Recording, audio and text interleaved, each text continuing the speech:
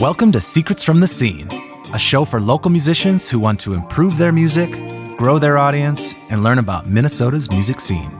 If you're interested in talking about all things music related and meeting interesting people from our local community, you're in the right place.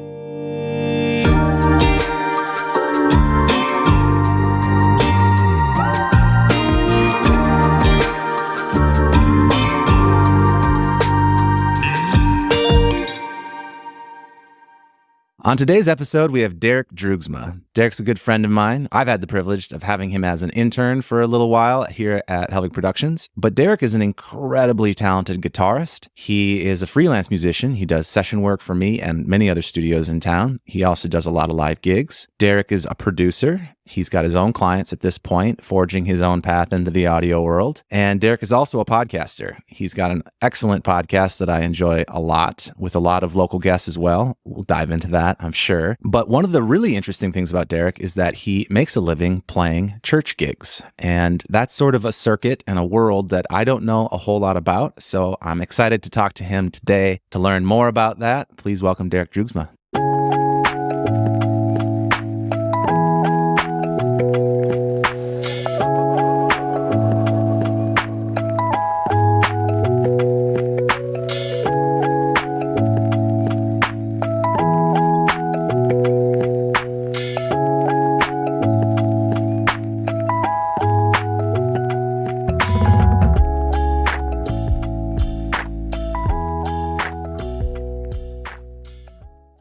Thanks for having me.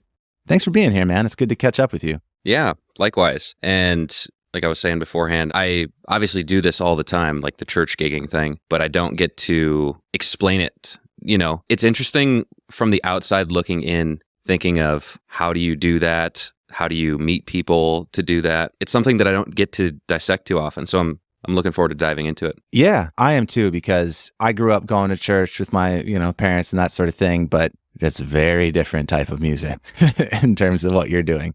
And Same. I think a lot of people have that experience where they're just like, what? Guitar and drums and, modern music at church?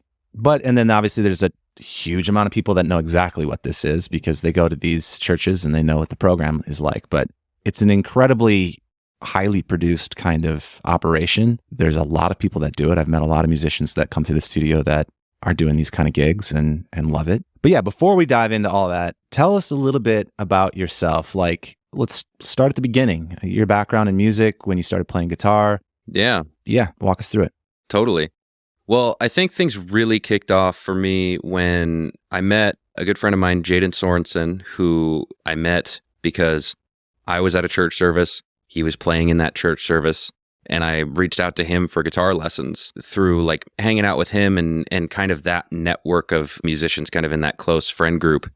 Just started getting exposed to a lot of like really good practiced musicians for the first time. You know, I'd played guitar at that point for a few years. Like my first guitar, I think I got when I was 11. Okay. And from then until age 17, I kind of just did my best. I took lessons here and there, but I didn't get to spend time with peers who were doing it for a living. I think that's kind of the turning point for a lot of people when they either graduate high school or are about to graduate high school and you go into college. Maybe college is the point where you, for the first time, you're around peers who are like, this is what I'm going to do for a living, or this is what I already do for a living. And so seeing it done at a really high level was intriguing on its own. And like that was compelling to like, I want to do that. Whatever you're doing, I'm going to mimic that and try to be as good as you. But also I want to gig. And I remember taking lessons from him. And at some point, just like, how do I get gigs? Kind of became the focus of those lessons. Sure. More than how do I play X, Y, and Z and explain like the theory to me of music. It sort of just became, how do I play music with other people? And for a long time, like throughout my life, I think a majority of the time it boils down to like what's available, and what's available has always been church. Okay. And I think that's the case for a lot of those people that I met even back then. It's the case for a lot of people that I meet now, where it's you're either going to a church where they need a musician, or you're going to a church where, like, if it's a big operation like a Eagle Brook or like a River Valley, which are big ones in the area, you know, you can like do an audition process to like go in because there's tons of musicians and they have a big community of people who want to do it already. But whatever the case is, if that's what's available to you, then going for that was kind of just the recommendation. Okay. Like, what's available? Can you play at church? Do that, because then at least you're playing. There's something to work on. It may not be the coolest thing. And there were plenty of times when I was like, this is so lame, because I was 17, 18 years old. And I was like, no, I want to do what you do, which is a lot. That's a very young perspective, I think. How do I do exactly what you're doing right now? Yeah. And you're talking to somebody who's like 8 years older than you. Okay. It's like, you don't really have a concept that that's not how it works. Well, that's what I was going to ask. So you were 17 or 18 when you met Jaden? Mm-hmm. And he was a teacher for you? Yes. Okay. And he was roughly 8 years older than you. Was he doing the church thing? Yeah, so he wasn't that much older than me. A lot of the people in our group were, though. Okay. Were significantly older. He was doing teaching. He was gigging at churches. He was also just gigging around in Minneapolis. Yeah. He's big in like the R&B scene, like soul, funk, jazz, all the stuff that's like way beyond me. I'm more just like, I really love pop music. I really love playing country music. And I actually genuinely love playing church music. And so I think I kind of lucked out. Because for me, it's always been so stressful to like keep pace with people like that. It's so much work because those people are learning all the time. Sure. And it's very smart music. And I just kind of want to have more fun. It sounds like I'm saying that you can't have fun doing that. You absolutely can, and I have. It's just not my jam. For him, it's like who he is. Yeah, I think it just comes down to what feels natural, right? What comes easy. And that's who he is, for because sure. I would attest that I've had musicians from other genres come in and try to do the pop thing, and it doesn't go well. And vice versa, right? It's more about what your comfort zone is and where your ear is, where your taste is. And it makes sense that your sensibilities in those worlds of pop and country are excellent. So it comes easier. Yeah. And I think a lot of it has to do with what you grew up listening to. The more I pay attention to it, the more I notice that people kind of come back. They explore, but then they come back to the things they grew up with. So I really love pop, church music, country music, like old country music, like classic, like Merle Haggard and Johnny Cash and Tennessee Ernie Ford. And like, I think that most people kind of come back and like, that's a rediscovery. Like you discover everything else, but then you come back and after you've learned how to do music as a craft and it's not just an interest. It's not just a fun thing. It's like you have a deeper appreciation for it. Coming back to that old stuff is so exciting. I agree for the most part. I think there's certain things that you leave behind too. There's certain things.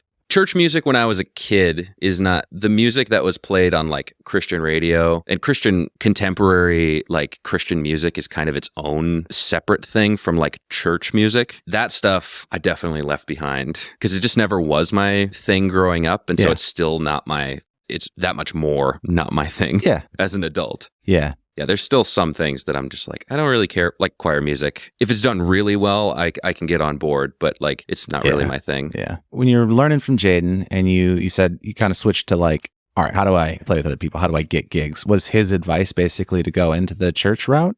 Yeah. Okay. Because as a youth, I guess, it's so much easier to play like at your youth group. Because I mean, you're 17, who are you going to go to for a gig? And what adult is going to look for a kid to be on the gig? It doesn't happen a lot. And so it's kind of a great, like it's a volunteer opportunity, essentially. You can volunteer to do different things, like for people who are familiar with church culture, like in youth groups. You can volunteer to be like a team leader for like prayer groups and Bible studies and things like that. This is kind of just like another avenue of volunteering. And so I was playing multiple times a week, just leading on like acoustic guitar, singing, playing electric guitar when I could, but it's also church. And so the culture is very much, if you can do everything, you will end up doing everything. Okay. So I played drums, even though that's not my thing. I played a lot of bass for the first time, played keys a few times. Churches tend to be understaffed, if that's the correct term. It's like you have a pastor, but you need youth leaders. Those tend to be volunteers. Okay. You might have a worship leader who's on staff, but you need a band. And so those tend to be volunteers. I've worn a lot of different hats in the context of church. Now that it's my living and has been my full-time living for a long time, I'm a guitarist and that's what I'm known for. I still do other things, but you kind of get to solidify yourself as time goes on. And especially once you become an adult and you have the luxury of choosing what gigs you have. You know, somebody might offer me a bass gig or offer me a keys gig, but I don't have to take those because I'd rather be playing guitar or even bass somewhere else. So yeah, it just comes with time. I know a lot of people say yes to everything. That's something that kind of gets tossed around or has, Yep. I've heard it tossed around. And I think there's a time for that, especially when you're young. I agree. But the thing that nobody talks about is how do you say no? When do you say no? To what should you say no? And that all comes down to like, what's your identity? Like, what do you want to be doing? And I think it's important to like bear that in mind. It's a hard question to ask when you're young, but it's been an ever more relevant question as I've gone into my later 20s. It's just like, what do I want to be doing? Because that informs what you say yes and no to. Yeah, and there's like this balance between deciding to sort of specialize in an area and becoming well-rounded, because being at least a little bit aware or a little bit good at some of the other instruments, for instance, can inform and improve on your overall musicianship, even if you never become a great drummer or a great bass player or keyboard player, whatever, right? They all can help. So it's like you do want to encourage some well-roundedness, but there is also that pressure, I think, to specialize where you can stand out in something and be known for something. You will for sure find people that will say you've got to like niche down and be really known for something, and others that can say the other thing, like say yes to everything. You never know where a good opportunity can come from and so on. I've heard both. I don't know if there is a right or wrong to that. I think it probably comes down to your personality too, and like how well you manage that. Yeah. Because I think some people might get more scattered with it, lose focus on something, and other people might be able to just add it in complementary to take those things. I don't know. And it's probably a season, as you suggested, of your life. If you're younger, probably just comes down to asking yourself if you think your current decisions are working or not. Yeah. It probably is a personal preference, like whether you can stay dedicated to what you're doing and still add new things into the mix, whether it's new instruments or new skills all around. Because production and recording is almost, if learning bass is a new skill, then learning Logic Pro was a new skill. It was 1,000 new skills. Mm-hmm. And that was kind of my realization too, was that I don't get worse at this thing because I'm getting better at something else. I think there's a time to really sort of hunker down and be dedicated to something because you need to shed that thing. But it's not always the case. Sometimes you just need to be good enough at something. And for me, I need to be just good enough at a lot of things and really good at a few things. One of the things that I've really come to realize in my later 20s is that I would so much rather have a lot of skills, because you can always dedicate yourself to something. If it's singing, if it's production, video, if it's playing a particular instrument, you can always set aside like 4 hours today and just like do that if you have to. Mm-hmm. But that so seldom happens. And there was a phase of my life where I practiced for hours a day. But most people that I know who do this for a living, and by this I just mean gigging in any context, I don't really know that many people who just sit and practice just to practice. If they do, it's always in the context of music, so like learning songs. And even more specifically, most people just practice when they have a gig. You have specific music that you need to practice because ultimately you want those songs to sound great. It's not necessarily about me, it's about this song. Sure. And I think I've just sort of let go of me being kind of like an artist on the guitar, and I want to just make the song happen. I want to serve that rather, which is great because it's so much less pressure than being the next Matteo Sasato or, like John Mayer or whatever it may be. Yeah. It's a lot less pressure to be serving the song and being available to the band leader or the artist or the worship leader, whatever it is. Those people, I think, prefer that. From my experience, the less I try to put myself out there as like, look at what a unique, beautiful snowflake I am with my instrument, the less I do that. And the more I just play the part and really crush that, people tend to love that. Also, a bit unrelated, but so much of music as a living is not playing music. And I was really not okay with that when I was younger, but I love that now. I actually am playing music like 5% of the time that I'm getting paid to do music. You just mean like all the other stuff that goes into making the gigs happen. Yeah, like driving the tour van or loading in or over under wrapping cables or labeling things, like printing things out on a label maker or running to go grab lunch for everybody so that way like they can sound check or like whatever it may be, especially if it's a tour scenario or if you're playing in a church where you spend a weekend playing the same set list with the same people. You're spending so much time with these people, and I have just gotten to cherish that more as I've gotten older because it's not all about the music. The music is kind of automatic. If you're hired, and I think an encouragement to people who do gig and maybe they're younger than me, or maybe I think it's a good reminder even for people my age. If you're hired for the gig, it's probably because they assume you're going to crush it. Your name got passed along, or they've heard you play, or you've already been working with so-and-so. They assume that you're going to crush it. That's automatic. I think what puts people at ease when they see somebody's name on a weekend or on a tour and they're like, yes, or they have a sigh of relief, that just comes from you being the person that they want to hang out with. And also being like the responsible person where something goes wrong, and if you can help, you just jump in. You don't go, well, I'm just the guitar player, or I'm just the drummer, or whatever it may be. Just being all hands on deck in like the best way. Yeah, absolutely. As a session musician or a gig player where you're hired into this thing, like somebody's looking for a solution to a problem. And that's really what it comes down to is whatever the problem is, you're going to help solve it.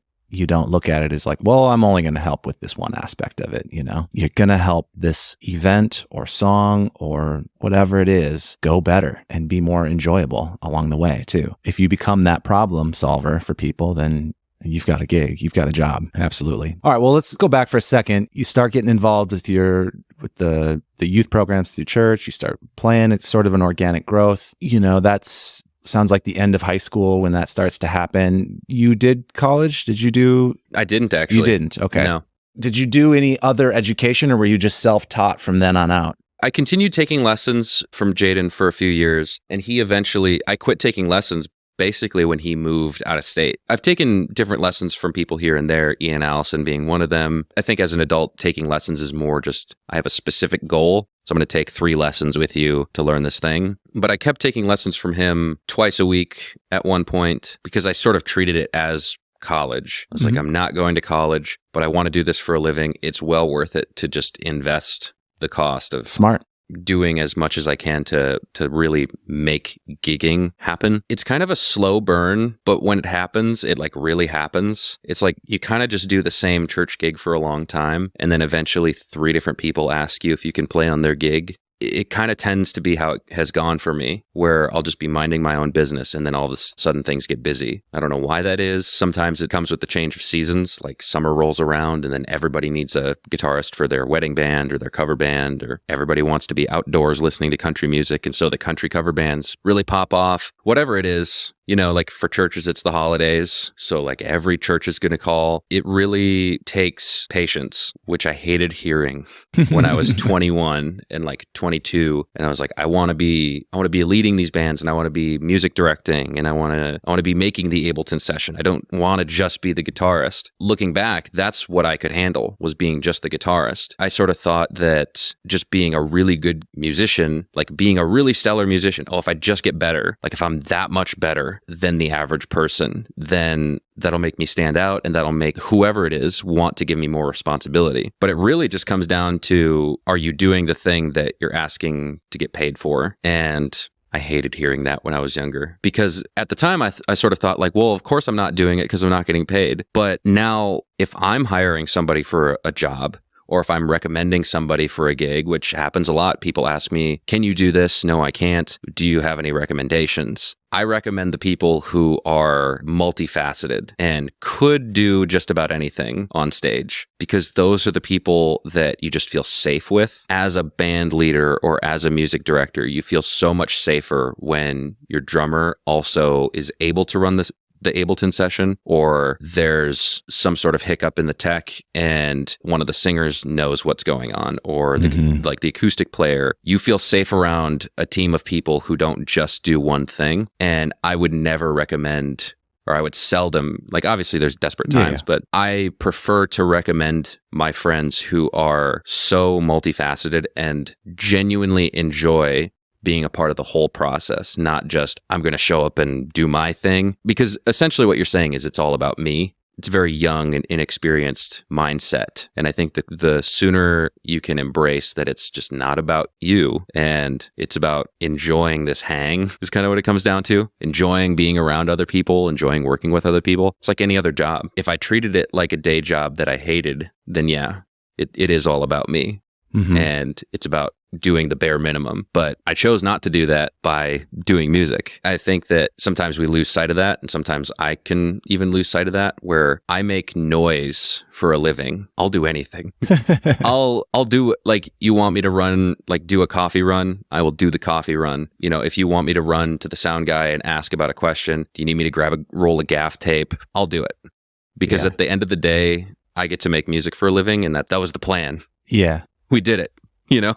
Well, and to some extent, that's what being self-employed is, right? You just have to do everything. You're going to have to clean the bathroom. You're going to have to do the coffee run or, you know, be your own assistant. You know, do the boring tasks that you wish somebody else could do for you. But most careers in music these days, and especially here, you know, being that it's an independent type of scene, it's on you. You have to make the work and then you have to fulfill the work. And there's no one else that's going to do those things. So if you want to survive and you want to do that, you just have to have that attitude. You have to have a service type of attitude that you're there to help whoever's paying you to do the next thing. Bottom line. Now, if you are an artist and you are trying to show, hey, like maybe you're not, because, you know, a lot of this conversation has been from the perspective of helping other people's gigs, right? But if it's you're the artist, you know, and you're trying to do it, you still have the service of then to the audience and even serving the people that are helping you. Because if you want to keep people around to keep playing those gigs with you or to help you do your thing, you need to treat everybody well. And no matter what, that mindset will help build relationships and just keep you busy as things move on. But let's dive into the specifics of the church thing. Pretend that I don't know anything about this. I know a little bit because we've talked about it in the past. You were doing that when you were here. Set it up by describing what a gig looks like, what these services look like, how big they are, what the band is like, the technical stuff, how big the audiences are, and so on. Start there.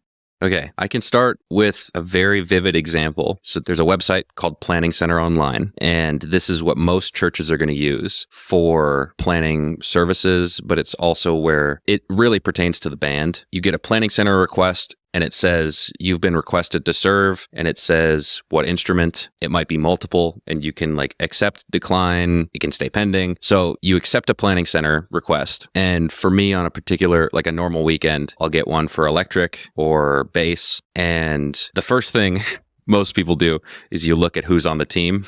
And if you're at like a multi-campus church, you look at who's on and you're like, do I want to take this? Which is, again, now that I'm a little bit older, you get to do that because you have a more informed preference. But let's just say you're on, the dream team is on, you say yes, it's going to say what campus you're at if it's a multi-campus church. Otherwise, it's just going to say whatever church sent you a request. It has like a built-in media player. So whether it's on your desktop or on your phone, it's going to say what key every song is in. It's going to say the title. It's going to say the BPM all in there. So if you're working with like a pedal board with programmable delays, you can dial all those in. Everything can be like very fine-tuned. I think what a lot of people don't realize is it's surprisingly high production standards. It's very high production standard. Your delays need to be synced up. Your tone needs to be dialed in. It's very much not just show up and do your thing. It's not a jam. It's not a jam.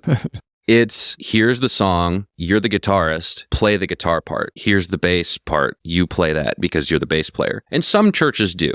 Some churches are very much more like, how can we get creative with this? That's not my vibe. That's not what pays the bills in like any setting. Think of it as a cover gig. That maybe is a good way to break it down logistically. If you're getting hired to play Shut Up and Dance and AC/DC Back in Black, like you're doing like a random cover gig where you're playing just pop hits from the years, they're not going to want you to like get creative on AC/DC or get creative on, you know, Journey. They want it to sound as close to the original. People want to get drunk and they want to recognize the song as soon as it starts. It's the same thing in church, minus the alcohol. Yeah, right. Where people want to have a very particular experience, a specific experience. So in church, it's just a religious context where it's serving the purpose of not a party scene, but it's serving the purpose of a religious interaction. An experience. Yeah. When people recognize, some churches are more charismatic than others, but a lot of times when people hear the beginning of a song, like a really popular worship song, they'll cheer or they'll clap or they'll raise their hands. They interact in the way that's contextualized for a church. Yeah. The same way that people at a club, they hear the piano intro to Don't Stop Believing and everybody screams and they're going nuts. It's the same thing. It's just one is a religious context and one is a club. But you're doing the same thing as a musician, whether or not you're religious, because there are a lot of people who work at church who also aren't religious. Mm-hmm. And it's totally fine to, even if you are religious, I think that some people have a problem with seeing it as a gig. It's like, it totally is a gig. If we have a high production standard, that doesn't negate what's happening here as a church. Oh, maybe it shouldn't be so enjoyable and entertaining. Yeah. If it's supposed to be taken more seriously or something. I think some people are kind of squeamish about if it's too produced or if it's too cool and we have too much happening with light production and I play at churches where there's fog on stage and stuff like that. Yeah, there's lights and fog and the whole production is huge. Some people are squeamish about that. I am super not, because for one, I'm familiar with it, but two, somebody is going to come up and speak at some point. They're going to speak fluently. They're going to speak with great articulation. They're going to use very good word imagery to probably get their points across. They're going to experiment with different tones in their voice. They're treating it as a craft, the same way that somebody who's delivering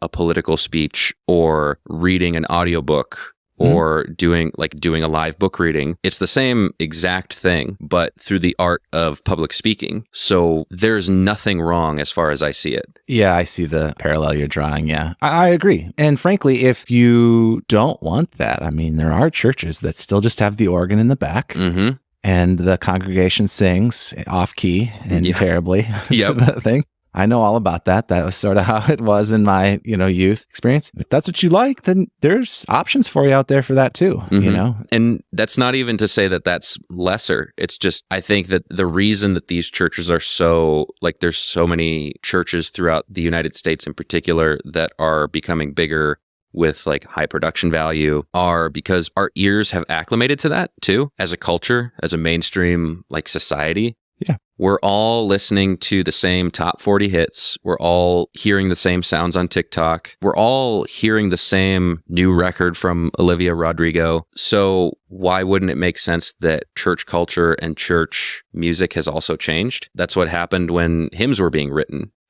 Culture and music was changing, the way things were written, the type of music that was being played. It's always happened. Point is that there are options. Yes. Not every church is doing this, and not every church will do this. Some of them will still prefer traditional ways. Always. And that's fine. Yeah. The same way that there's music schools who still poo-poo contemporary music. Sure. And they're classical music is superior. They treat it as that's paramount. Those schools of thought will always be around. And so it's if that's not your thing, if the modern thing isn't your thing, don't worry. Yeah. How big are the bands generally? How many musicians are playing? Yeah. So it's usually the bare minimum is almost always drummer, bass player, keys, one guitar player, at least one singer. Mm-hmm. Actually, at least two singers. Usually you'll have a female and a male singer. So what did I say? Was that 6? Bass, drums, guitar, keys, 2 singers? Yeah, 6 people. On the lower end. On the higher end, you might have 2 guitar players. You might have 3 vocalists. One of the vocalists might also be playing acoustic guitar. So the band can kind of adapt that way. You might have a keyboard player who's got 2 keys. So they're playing synth bass and playing other keys parts. The more time goes on, the more I also have become infatuated with what the keys players are up to, because that can completely transform how big the band sounds. Yeah. Because you have access to infinite sounds. You could just be anything. You can be organ, you can be synth, you can be pads, you can be Rhodes, you can be piano. That can really transform how huge the sound is coming from the stage. So you've got all those musicians, and then do the bands often also use backing tracks? Always. Always, right. Always using backing tracks. It's essentially any pop gig where like an artist is going on a tour, that's church every weekend. And see, that's where I want to kind of emphasize a little bit because it's unique. There's so few pop local gigs because it takes so much production to pull it off. You see it more than you used to because it's getting easier with the tech. More people are getting familiar with that, but it's still rare. I mean, if you're going to go see like a local band play, a lot of times there's not going to be backing tracks. There are exceptions to that, but a lot of times there's not. Whereas with the church world and stuff, they're doing high production value stuff every weekend. There's backing tracks, there's lighting, there's fog, there's clicking cues. Yeah, absolutely. So I want to dive into that a little bit because one thing that I think is so cool about doing and being a musician in the church gig is that the people that I've seen come out of it come out with such an education on how all of this works. Whereas if you've never done that, it can be just super overwhelming to go, where do I even begin with all of this tech stuff? So I guess my question to you is, how much do you have to know before you get into this? Do you learn it as you go? Like, how does that work? Because that's a whole nother component. And I know that there's roles within the band. There's the musical director and the people that are actually cueing tracks and setting up how the sequences work and all that kind of stuff. Like, is everybody cool and they just know how this works before they get in? Do you learn as you go? Like, I would say most people have a pretty good understanding once you get to be past the age of like 23. Most people have a pretty good understanding of like, this is my role, this is everybody else's role. A lot rides on, like there's a lot of weight on the music director's shoulders. We just use the term MD, which I didn't realize would be confusing to a lot of my friends not in the music world until I started throwing it around. But the MD carries so much of how the band is going to get through rehearsal and how smooth the weekend is going to go for everybody, not just the worship leader, but the pastor and the sound guy, because they're in control of like building the Ableton session most of the time. They're in control of editing the click and the cues if there needs to be any additional, and for click and cues, if people don't know. Yeah, please. Click is just hearing a metronome. And so all the tracks are going to be locked to the grid of like you're playing at 110 beats per minute. That way every backing track syncs up. And all of the musicians are listening to the same point of reference for, you know, there's no conductor or anything like that. It's just you have a metronome in your ears. And then you have cues that will say, you know, intro 3 beats before. And so you'll hear like on beat 1, there's nothing. Beat 2, you hear intro, 3, 4, and then the intro starts. The MD's in control of like how those cues are set up. You could set it up to where it says intro 2, 3, 4, or you could just have it say intro before the intro happens. Sometimes people want additional cues. Sometimes people want customized cues for a specific lyric. And so you can even speak the lyric into the cues track. Is everyone doing in-ear monitors? Everyone, yeah. Okay. I just wanted to put that out too in terms of people thinking through the logistics of this. Everybody's got in-ear monitors as well. Yeah. And so everybody's got in-ear monitors. Most people have like custom molds too. And so it's like it's very fancy. It's very expensive.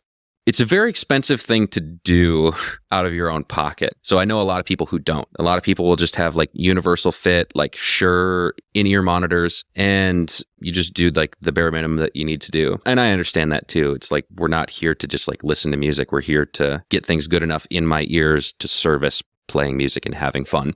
And you can have fun without spending $500 on headphones. So yeah, click and cues.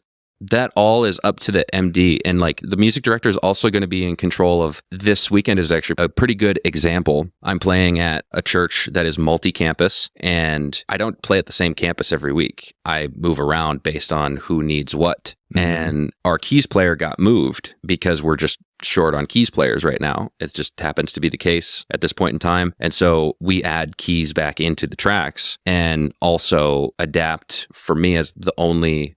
So it's drums, bass, me on guitar, and there's only one guitar player, and then 2 vocalists. It's a pretty sparse band for what, like it's definitely less than the norm. So I'm adapting what I'm playing to cover more melodies because it's visually engaging. It would be less engaging to hear the melodies coming through the PA and see nobody playing them. I tend to be not a fan of acoustic guitar tracks.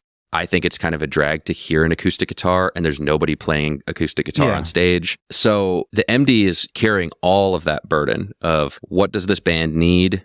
what does the sound guy need to make this sound, for lack of a better term, on brand for what our church service is attempting to sound like, what the worship portion is attempting to sound like. If there's a specific musical aesthetic in mind, it's kind of on them to make sure that we get there. Obviously, it's on everybody to like do our part, but the music director is there to make sure that we're like steered in the right direction and that everything's good between us and the sound guy, that we're nailing our transitions from song to song and handing it off to the campus pastor who's going to like lead it into the message.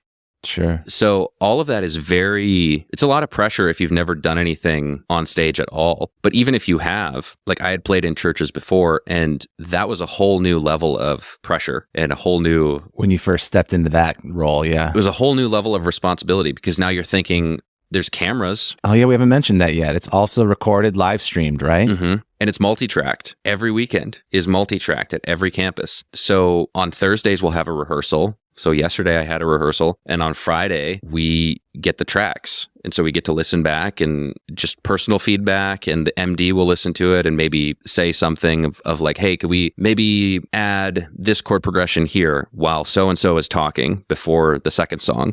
So you guys are playing in between transitions when messages and the worshiping service part of it is going on. It's not just, hey, break for a song. You kind of keep going as like an underbed. So it typically will happen where it's like the very first thing at service. Like there's usually like a countdown to let people know that like service is starting. Okay. So you'll have like a literal countdown on screen from like 20 minutes or something. Okay. And then once it hits 0, we just start the worship set. It's usually 2 to 4 songs. 2 is short, 3 is standard, 4 is like, this is a special weekend. Okay.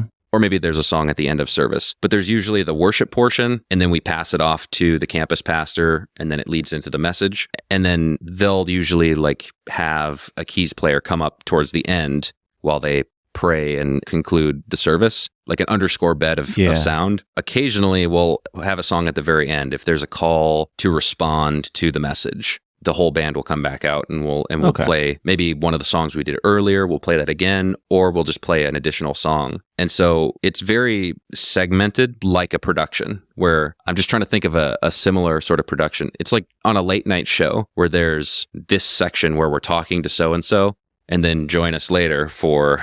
We're going to listen to Olivia Rodrigo play her new song. Is the musical director always a member of the band? Yes. Okay. Yeah. And it's usually, well, maybe I shouldn't say usually. It's often the drummer. Interesting. Because the drummer is like, sometimes people will see a camera shot of the drummer, or they'll just look up at the drummer and they'll see a computer back there. That's where our backing tracks and all of the stuff that's going on in our ears, all of that is being controlled from that computer. And so there's no like hi-hat, like count in to start a song, because it's all happening in our ears. And so the drummer, being the music director, just sort of makes things even more streamlined. If the drummer can be the music director that weekend, it's like they're drumming, they're making the tracks, they're also directing the band, they're communicating with everybody for like call times, and it just really streamlines things. I think drummer being the MD is kind of the best case scenario.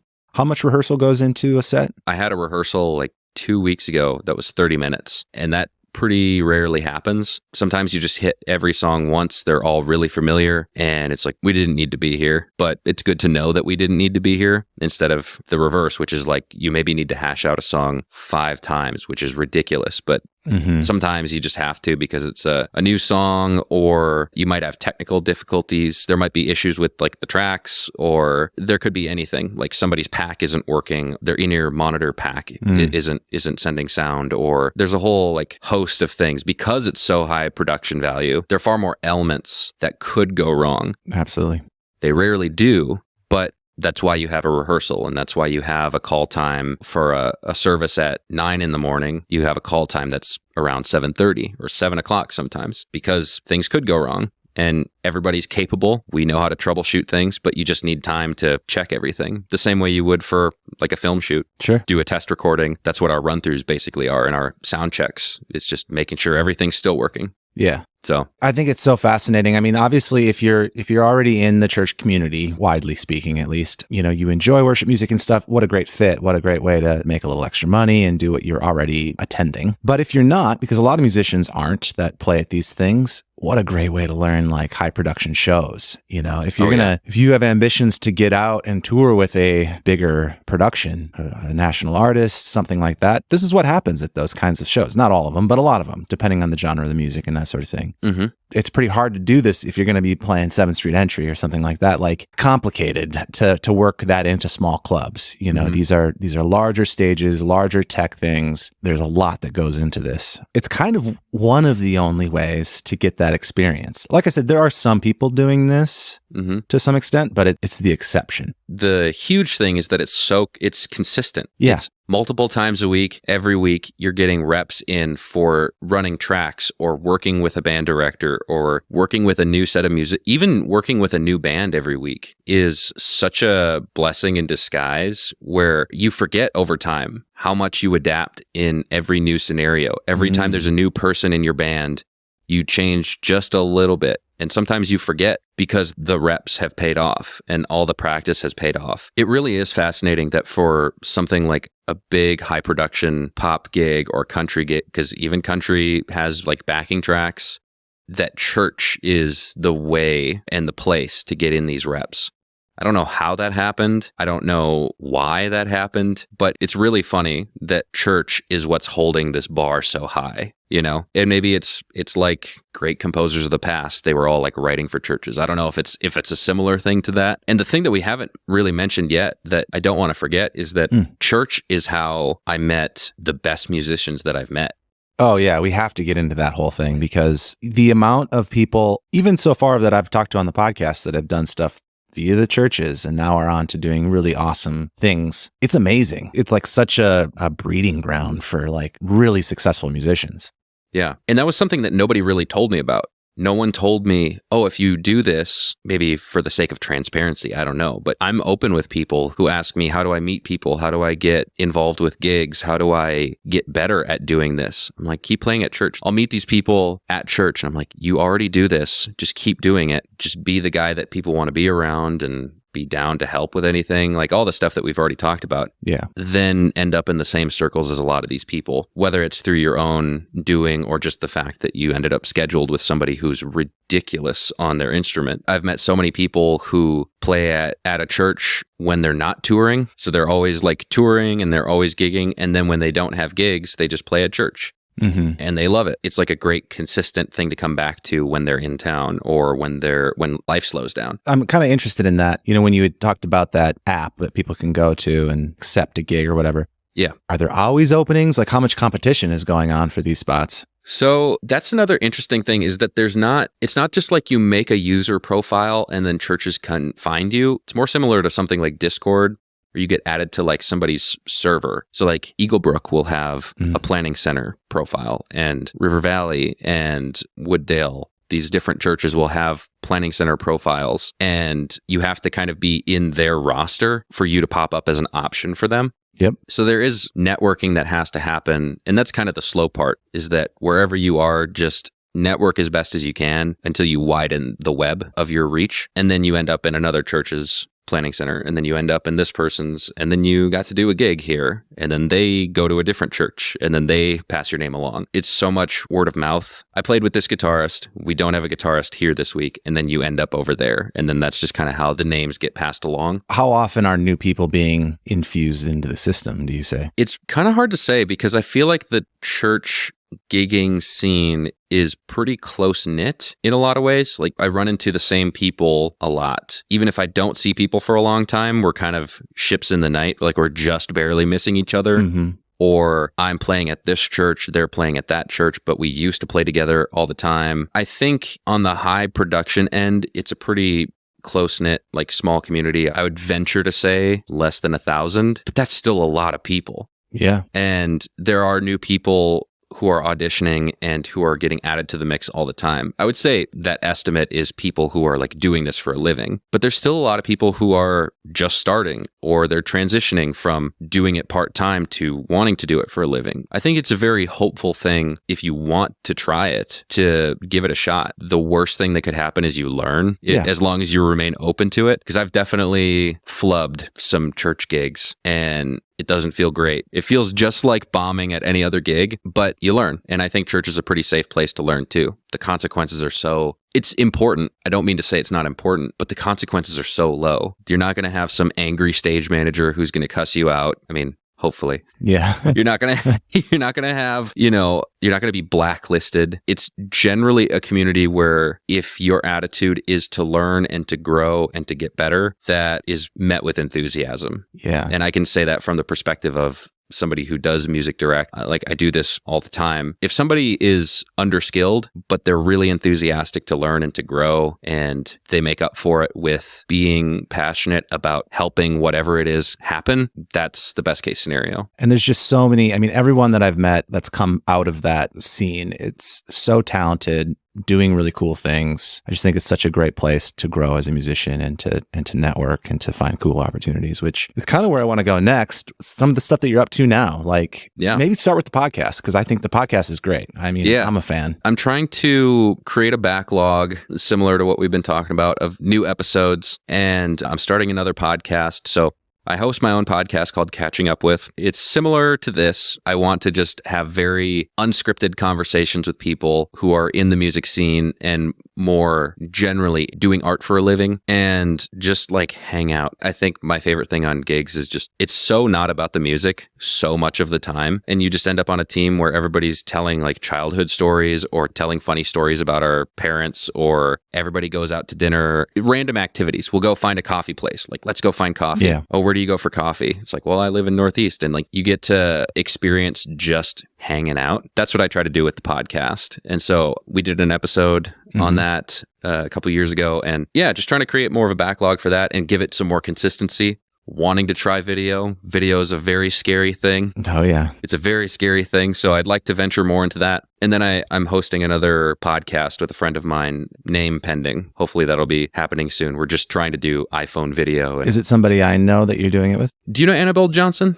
I know who she is. Yeah. Okay. Just through you, but I don't know if we've actually met. I don't think she's ever come out here for anything, right? Yeah. No, I don't think so. Yeah. If I can connect those dots, I will in the future. Same sort of thing there, like no scripted, no outlined conversation. It's just like, is it music related again, or? It's nothing related. Oh, okay. All right. Yeah. So a lot of my favorite podcasts, it's funny, my podcast taste ranges from super like clinical or super research oriented, or it's people talking about anything and everything, and there's like no plan. One of my favorite podcasts is called the Super Mega Podcast, and it's these two roommates. They've lived together for like since they were 21, 19, maybe even. I think they knew each other when they were 19. They moved to LA, and they just talk about whatever happened that week. And I like that. But then on the other side, it's like Huberman Labs, where I'm listening to people talk about the science of alcohol and what it does to the brain. So yeah, I do that. Podcasting is way more effort than anyone would ever think. So I lamented to you for like half an hour when you got here about how difficult it was. Because when I started it, I had reached out to you and said, I want to pick your brain about it. And I like your podcast, and you've been doing it for a couple of years now. And it's kind of getting into it. And oh man, it has been way more difficult than I would have expected to, just on the tech side alone, which was surprising. But here we are. And then We're you add stumbling video. Forward. Yeah. Adding video is a whole new thing. It sounds so simple on paper, like a lot of different projects. It's like, oh, well, I'll just write a song. It can't be that easy. It can't be that hard. It's got to be so easy. You just hit record. With podcasting, it's like, oh yeah, well, I can talk. And then you hit record, and you and your friend are just sitting there like, crap. I've had that happen where it's just like, oh shoot. But it's good. You learn how to make it better just like you would anything else. Yeah, absolutely. So you got the podcast stuff going on, which is cool. And you have been, and I think, correct me if I'm wrong, but it seemed to be maybe picking up more on the producing side of things. Yeah. Things were a bit slow this summer just because I was so busy with gigging out. I did a lot of cover gigs this summer, and I did a lot of it was pretty much full-time church cover gigs. And then I was picking up gigs with some different artists around the Twin Cities. So things did kind of slow down, but I've recently invested more of my time back into the studio as things are kind of winding down from the chaos of summer. It's pretty steady with just like church gigs till the end of the year, especially going towards the holidays. I just want to spend more time at home. So I'm producing one EP right now. I'm on a couple of co-writing like collaborations. I have my own studio space, so I can work remote if people want. I'm fortunate to work in whatever capacity people want to. I can technically go remote and like bring some things to a person, but that's not my favorite. Yeah, I it's like just a lot of work. The best case scenario is somebody comes to my place and because I have the room treated, it sounds nice. You know, I can use the microphones that I want. I've got my instruments. If we just have an idea, I can throw something down. You know, I can pull up a Logic preset or I can grab an instrument from my stand, and it's nice. But I do quite a bit through like video calls where somebody will send me a message and they'll send me stems or they'll send me tracks and they'll say, "What do you think?" We'll hang out, we'll make notes, and then we'll co-produce together. And so I enjoy the variety. The variety is really nice because another thing I realize as I get older is I don't like doing the same thing all the time. Kind of why I started a podcast at one point, and that's kind of why I got into production at one point. It's why I started playing different instruments. I like the challenge of trying something I haven't done before. So hopping in at the mixing phase in a project is new and exciting because I don't have skin in the game as far as like, how does this guitar track sound? Or how was the performance on this vocal take? I don't have to stress about any of that. I get to mix it and make my part of the process really awesome and still elevate what they're doing and still bring my musical taste. Yeah. I can hop in at the production phase, the recording phase. All of those things have brought so much variety to my weekly workflow. Production has probably been the biggest source of like satisfaction in the past couple years because it's just different all the time. Yeah. Even if you're doing the same thing, if you're making another record, it's going to be new shit this time. Absolutely. So yeah, on the production side of things, there's always just a million challenges, and every artist is so different. Every project is so different. So there's kind of an endless amount of variation that ends up happening. You become a great problem solver because you just ask everything to Google. You're like, I don't know why this isn't working. So you just hit the forums and yeah. Yeah. What about your solo stuff? Is that still sort of a priority? Are you doing less of that, more of that? I'm doing about the same, but in a different capacity. So I have a lo-fi record that's out, and that's just under Droogsma. I've got more of that stuff that I hopefully can release before the year is out. But I've also started writing songs, like pop songs, with some friends of mine, and collaborating in that sense has been really fun because I've always wanted to get better at lyric writing. It's one of the many things that you just get better at by doing, and scheduling time with my peers to just get together and write music in a certain amount of time is really satisfying because you realize that you are capable of doing it. So hopefully before spring, I would say, I'd like to have at least a song or two under my artist name. It's just Good Mars, which is just like an anagram of my name. So yeah, I'd hope to have more of that stuff out. And it's kind of like, I'm trying to think of how I might describe it genre-wise. It's somewhere between like Charlie Puth and One Republic. Those are like some of my biggest like pop influences. Not saying that it's on par with that sort of stuff, but just as far as my influences go. Yeah. So I'm looking forward to a lot of that. It's new territory. Again, it's another new thing that I need to figure out for there's some sort of impulse inside me that's just like, I have to do a new thing because I've been doing the same thing for 3 months. I'd have to switch it up. I can't really sit still for too long. So. Yeah. Well, hey, it's working for you. I don't want to keep you for too long. I know you got more things to do and probably another rehearsal to get to. So thank you so much for doing that, for taking the time, for being here. Thanks for having me. The podcast is the goal, one of the goals at least, is to share advice and insights, secrets from the scene. So you have managed to figure out how to get into the scene and start doing it full time. And you've got your hands on a lot of different pieces, that sort of thing. What do you think has been, your biggest takeaways, your biggest secrets to making that happen over the years? That's a good question. I think just trusting the people who are older than you mean what they say when they say things like it takes time or keep it up. Sometimes those things can be discouraging if you are impatient, and it's very easy to grow impatient if you're young, but really trusting the fact that some things come with time, and if you stay dedicated to what you're doing, it will pay off. If you can be honest with yourself about your progress and honest with yourself about how disciplined you are, I think that you really can trust the process of dedicating yourself to getting better at something, dedicating yourself to learning. I would say maybe the biggest thing that I've taken away from the past 5 to 7 years is just don't hold on too tightly tightly to whatever it is, because I wanted to be a guitar player and nothing else. As a 27-year-old, that sounds like a nightmare. I would be so bored if I was just playing guitar. So don't hold on to it too tightly. Whatever you're doing, hold it with an open hand, because you don't want to be unprepared to let new things come in. So just stay open-minded. I think that's great. If people want to connect with you and reach out or check out your work or any of that, where do they find you? Derek Droogsma on Instagram, Droogsma on other things. I think my lo-fi project is under Droogsma with 3 O's because 2 O's was taken. Droogsma on Spotify, Good Mars on Spotify. I'm sure there's other things out there, but Derek Droogsma is the main one that will get you to everything else. I'll find those links and throw them all in the show notes as well. But Derek, totally. Thank you so much for doing this, man. It's fun to hear what you've been up to. It was a blast.